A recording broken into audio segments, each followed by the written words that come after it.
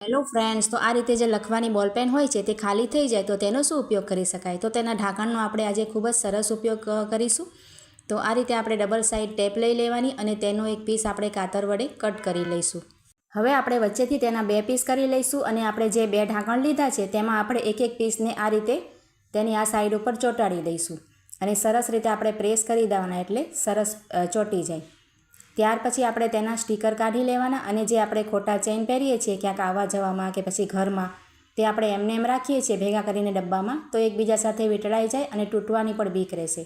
તો આ રીતે તમારે જ્યાં પણ ચેનને ટીંગાડવા હોય ત્યાં તમે આ બોલપેનના ઢાંકણ જે આપણે ટેપ લગાડીને તૈયાર કરીએ છીએ તેને આપણે આ રીતે ચોંટાડી દેવાના. જુઓ, અહીંયા મેં જે કબાટ છે ને લાકડાનો તેમાં દરવાજામાં ચોંટાડ્યા છે. તમે ક્યાંય પણ ચોંટાડી શકો, ડ્રેસિંગની કબાટ હોય કે તેમાં આપણે આ રીતે દરવાજા પર ચોંટાડી અને સરસ રીતે તેમાં ટીંગાડી શકાય. આઈડિયા સારો લાગ્યો હોય તો લાઇક, શેર, કમેન્ટ કરજો, ચેનલને સબસ્ક્રાઈબ કરજો. ચાલો મળીએ નવા વિડીયોમાં.